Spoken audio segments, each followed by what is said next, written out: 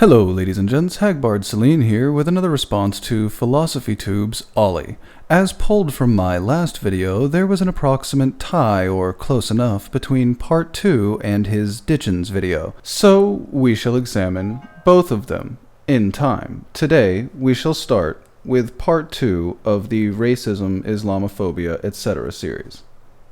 In part 2 of the Racism, Islamophobia, etc. series, I will do my best not to repeat myself, in spite of the fact that he does quite regularly, and I will limit myself to responses to his rhetorical style and the work he initially presents. For the Hitchens video, I will likely just mock him, as he makes no points whatsoever in it aside from asserting his moral and intellectual superiority to Hitchens, Dawkins, and Sam Harris alike. So, without further ado, I give you part 2 of the Ollie saga. Yes, we know, Ollie, you're super important. This video is part 2 of 2. In part 1, we learned about the work of Falguni Sheth and how race is used as a technology for political goals. Indeed we did, Ollie, though I think you left quite a bit to be desired on the proving your statement front. I strongly advise you watch part 1 first, otherwise you might not be able to understand or participate today. You're right, it is far too complicated to understand as a layman. In this video, we'll be talking about the work of Shireen Razak and the racialization of Muslims in Western liberal societies. While this time I did not go as far as to buy this person's book or books, I did extensively read Ms. Rack's attitudes, articles, interviews, and critics. She is a post-colonial feminist scholar from Canada, so, again to my Canadian viewers, we need to see some pushback from our neighbors to the north. Beyond that, she is an anti-white bigot who regularly makes outrageous claims up to and including that the US-Mexico border and much of the territory therein should be given back to Mexico, and willing to gravestand on a dead First Nation woman's unfortunate murder as a good example of continued colonialism. So, TLDR, a typical nutter you'd expect to be the head of Social Justice Education Department in Ontario. Content warning for racism and gendered violence. Trigger warning! The work of both Sheth and Razak fits into what's called post-colonial academia. That's where we say, okay, white European nations have a history of colonialism, slavery, genocide, and that has shaped the way the world is today. So, from Ollie's description, white nations are A, the only ones to behave in this manner, and B, the only nations to effect change. Are you sure you're not working with Stormfront, Ollie? So let's do some philosophy or history or literature studies, whatever. These are separate fields of study, Ollie. Don't whatever that. And see if bearing that legacy in mind helps us discover anything interesting, both about that period of history and about now. I'm so sure it does. Post-colonial philosophy is super interesting and super important right now because a lot of people are beginning to examine the legacy of colonialism in their own lives. Are they waking up? Are you in contact with a lot of people from South Africa and Zimbabwe then? From students in the Rhodes Must Fall campaign, people offended by history, and challenging the predominance of white authors on reading lists, people offended by white people, to the Black Lives Matter movement, people chasing their own tails. And despite some people saying this is millennials being oversensitive, generation snowflake, regressive left, victim culture. Note the mocking, dismissive tone. These things clearly have zero merit in his eyes. There is actually a significant and legitimate academic backdrop to this, so this is super relevant, super important, cutting-edge philosophy. Wow, two logical fallacies at once. I'm impressed, Ollie. A weaving together of an appeal to novelty and authority simultaneously. Well done. Central to Shireen Razak's thesis is the idea of camps. Now, why academics must cancerously spread one solid ideological position to include irrelevant levels of generalization is beyond me. The initial premise here is one that at least is up for discussion. However, watch what is extrapolated from this, at least arguable assertion. Camps are zones in which it has been legally designated that normal law does not apply. Camps are sometimes literally camps, but they can also be a prison or Guantanamo Bay or a shipping container. Sure, these are all sound points. Now, off the diving board with you, Ollie, and into the deep end. In the history of slavery, black skin functioned like a camp. Of course. And camps can sometimes be designated officially by the law or by an unwritten rule that we just don't ask what goes on in there. Ironically, this counters the previous point in your last video about sovereign power and race, but at least you'll acknowledge that some restrictions ferment naturally among the population. It's best to think of camps not in terms of a binary, but as a spectrum. Sometimes they're built overnight, sometimes they're built a little bit of the law being changed at a time. This is all sounding totally legit and scientific. Go on. Although they're increasingly normal in a post-9/11 world, camps are, of course, nothing new.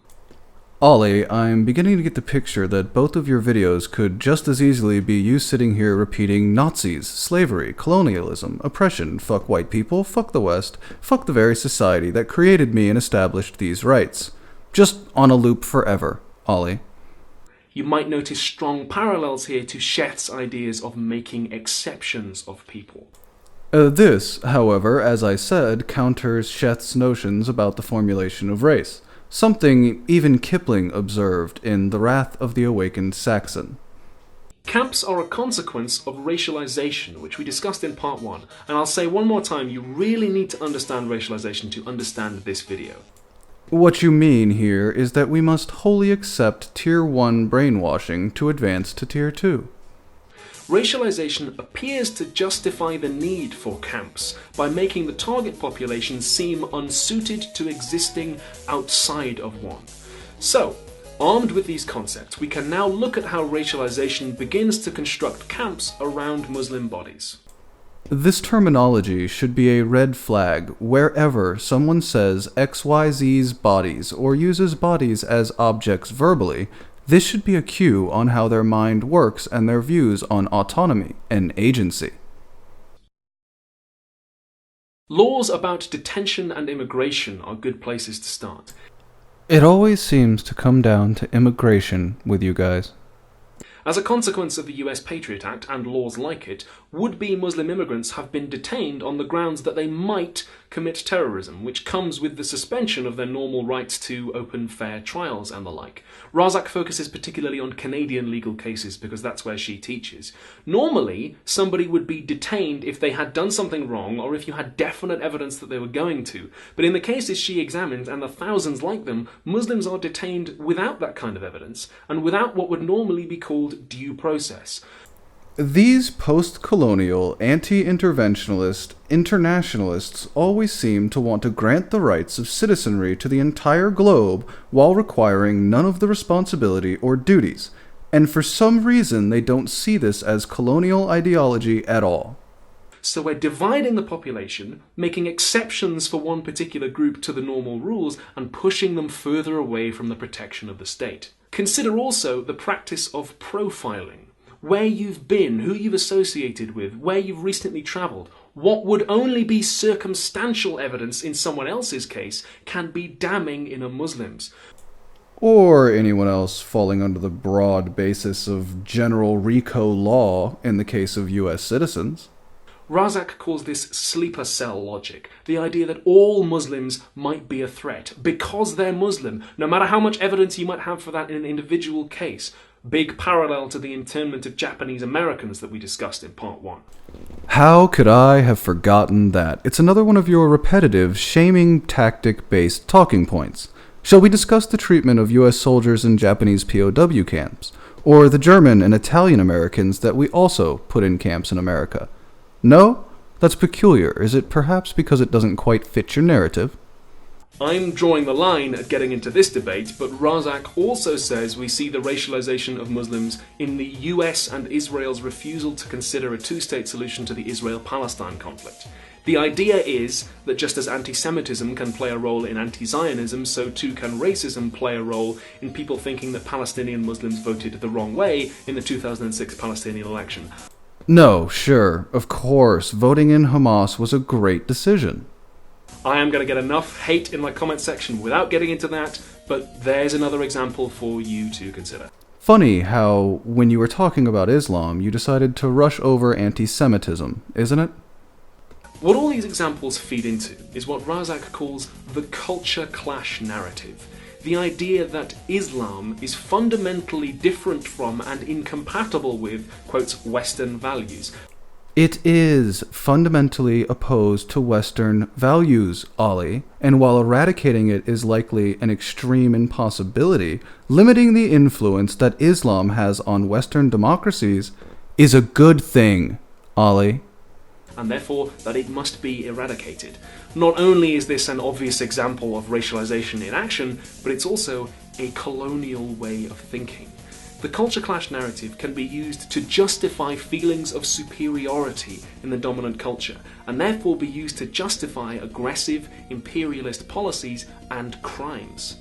Kind of like you justifying policies and crimes in those you personally view as the oppressed, like you just did with Palestinians and Hamas, remember, Ollie? We see this narrative being spun when Islam is referred to as barbaric, irrational, or medieval. The language of rationality has long been used to mark out certain groups as incapable of being reached by anything but violence, located in a pre-modern, uncivilized state from which we, the modern civilized people, must liberate them, and where, crucially, that liberation will take place on our terms, not theirs. Interesting, as that presupposes all of the ideas leading up to your straw man final solution at the end there are untrue. I hold that they are not wholly untrue. Can you persuade or provide me evidence to the contrary? If you've read any Sam Harris or Christopher Hitchens or Richard Dawkins and many other people, yes, we'll get to that later, Ollie. You might recognize some of these themes. What all this gets at is the control of the unruly that we talked about in part 1. If you're in the group that's racialized and pushed out, well, that'd be bad for you, so better stop being unruly and toe the line. Better be one of the good Muslims who does what they're told, doesn't speak up about any systemic injustices they might suffer, and doesn't criticize sovereign power. Listen, I know we ask you not to kill over being religiously offended, not to wear face or body covering in banks and government buildings, not to bitch about being oppressed because there's no Sharia in the West, and not proclaim your intentions to destroy Western democracy by fucking like bunnies among 4 wives and living off social welfare. I know it's hard, but it is what we ask. And if you're constantly being asked to reaffirm your loyalty because you're constantly under suspicion, then there's less room for you to go, you know what, obviously ISIS are a bunch of assholes, but at the same time, I don't think my government's foreign policy in Syria is the right way to go. Because if you do, this is what happens. Muslims are cast out of a whole range of political positions that other citizens can publicly occupy much more easily. The special measures that single out Muslims for detention and attention are racializing because they say that all the means for governance we have, the law, due process, our rights, those are for us. They are indeed for us, we who created them, and others willing to extend such rights on a larger scale. You, however, are proposing that they be abused. They do not work on you, and therefore they do not apply to you, because you are fundamentally different, dangerous, savage. I would pay to see Ollie's actual real-time reaction to being around a rebel or ISIS killings, Paris attacks, machete killings, and not to say that these things are savage. Razak says we also see the racialization of Muslims in the way that we respond to patriarchal violence in Muslim families and communities within our own nation. Here comes the big rabbit hole, ladies and gents. Prepare yourselves. Take so-called honor killings. When the media and politicians talk about these, they talk about them as if they have only Muslim causes. The wrongness is located in Islam. Again, he operates from the assumed premise that these killings aren't called upon by a religious doctrine, which they are, nor are they supported by large numbers of people within these given communities, which again, they are. Unlike the conflation he is about to make with husbands killing their wives, In the West, an act roundly condemned and punished by society as a whole and not called for in any way, shape, or form by our social codes of conduct. But go on, Ollie, make an ass of yourself. The, quotes, culture that supposedly promotes these killings. Contrast that to the way we talk about white women. Funny, why not a black woman, Ollie? Who are murdered for leaving abusive relationships. Or an Asian woman. Does it not fit the narrative as well, unless it's a white woman? There, the wrongness is located most often in the individual murderer. Honor killings are sequestered in their own little zone and not usually talked about as an example of the violence that faces women everywhere as a result of patriarchy. Oh, Ollie, shit, you are an all-out nut, aren't you? Patriarchy is a sweeping concept. You're a further embarrassment to your field than I thought, Ollie.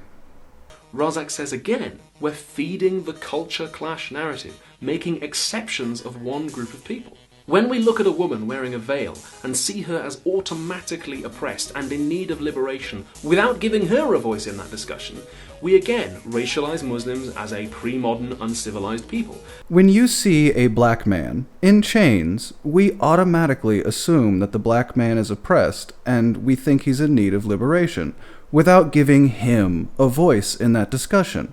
We again racialize black people as a pre-modern, uncivilized people, Ollie. You see, I can use slavery metaphors too. And if you, Ollie, think that not one black slave in America was afraid to leave slavery, you really should go back to Philosophy 101 and turn in your master's degree in shame. And we also erase the agency of Muslim women who choose to wear the veil for a variety of religious and other reasons. The real liberation is Muslim women choosing for themselves what to wear, whether that's a veil or not. That sounds a little choice feministy there, Ollie. Careful now, you're arguing for happiness in slavery.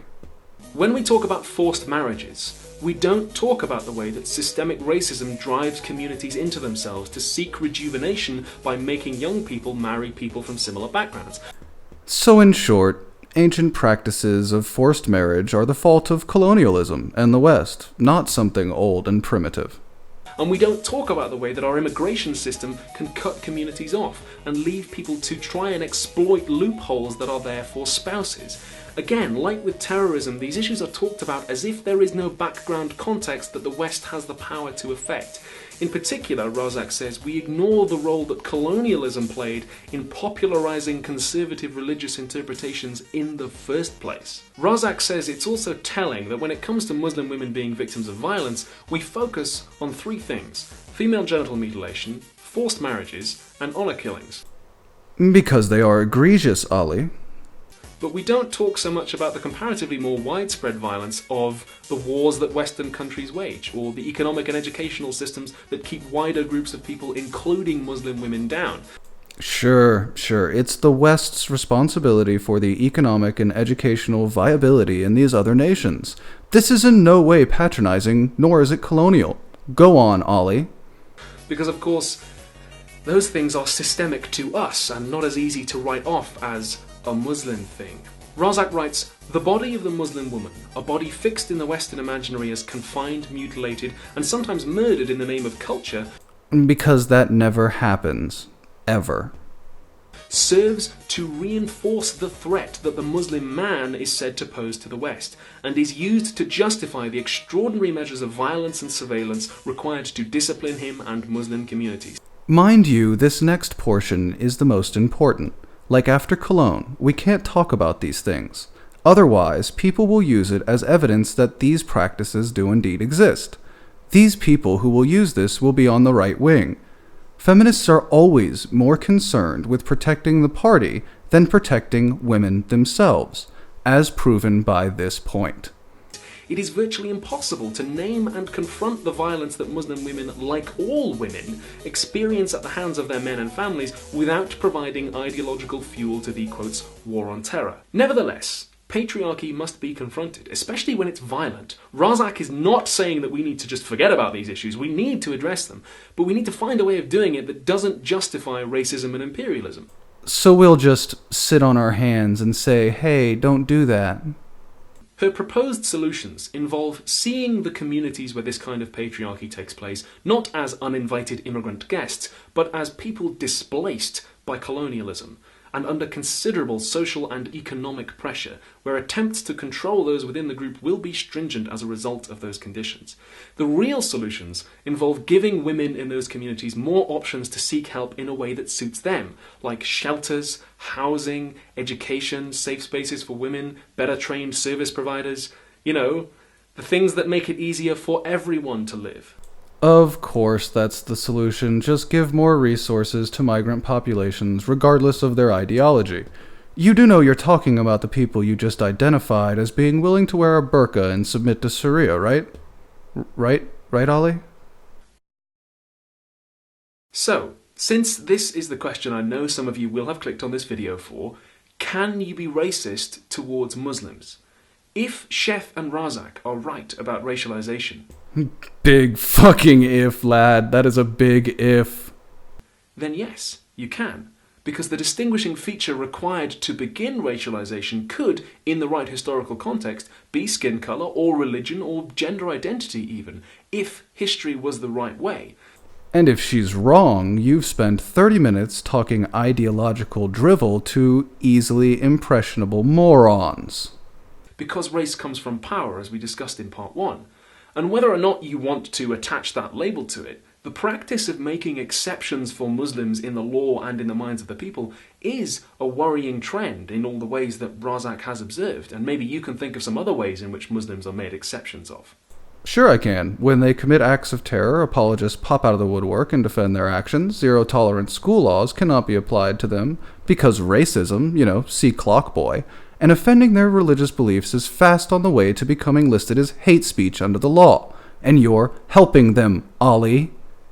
Some people will tell you that you can't be racist towards Muslims because Islam is a religion, not a race. Oh, we know you're butthurt about Dawkins. Let it go, love. As we've seen over these two videos, that presupposes a certain definition of the word race, which it is possible to argue against. As I explained in part 1, quoting the dictionary would be begging the question. Of course, when it's convenient, it's just look at the dictionary definition, and when it's not, it's far different, and appealing to the dictionary is wrong. Just like your position presupposes your definition, Ollie. Does this mean that the doctrines of Islam should never be criticised, or that the actions of groups for whom Islam is an ideological pillar should never be criticised? No, it doesn't mean that. That's a straw man used by people who like to throw around the term regressive left. But an awareness of how these systems of power function, their history, their legacy, and who they really serve, will help us do that in a way that doesn't inadvertently do more harm than good. You say that as though you had the definitive answer as to how that is done, yet you offer no suggestions. In particular, seeking out the voices of Muslims themselves who are aware of how these systems of power function and have lived experience under them will help us do that in a way that keeps the ghost of colonialism at bay. Ironically, you would probably say people like Gad Saad, Ayan Hirsi Ali, and Majid Nawaz were also part of the problem. Razak says that Razak says, Sheft says, he says, she says. Have a fucking thought of your own, you programmed robot. for those of us who live in countries that are rich and powerful in part because of our ancestors' colonialism, we are called to find our identities through oppressing and excluding an other. There's an old racist slogan in my country, "There ain't no black in the Union Jack." And people who use that can't define Britishness except in terms of excluding somebody else. A little bit like how toxic masculinity calls men to find manliness only by oppressing women. Funny, you can identify supposed strawmen against you, but you yourself remain an utter Ford factory of strawmen. We define ourselves as rational and civilized by being in conflict with uncivilized and irrational enemies. Not at all, Ollie. I considered myself these things before debating Islam or having any quote-unquote other, as you put it. However, it's clear now how you once defined yourself. And sovereign power will create those enemies to serve its own agenda. In this way, we justify our position of global dominance to ourselves, and that stops us from critically examining our own behaviour, both on the personal and on the national level. And it stops us seeing the true complexity of politics, economics, international relations, terrorism studies, and philosophy. Because, of course, if you understood the complexities, you yourself would be as autistically incapable of action, decisiveness, and determination as Ollie here is. Seeking out the voices of the victims of colonialism is how we challenge that. Of course, just listen to these populations and believe their tale. As it were, that's it for part 2 of the Ollie saga. We will continue on Monday with part 3 and his views on his Hitchens and Dawkins phase, as he calls it. I hope you'll all join me for that. It's bound to be quite enjoyable. And after that, I'm sure we'll all have a much-deserved palate cleanser. I hope you've enjoyed this presentation, and I shall see you all on Monday. Stay safe out there.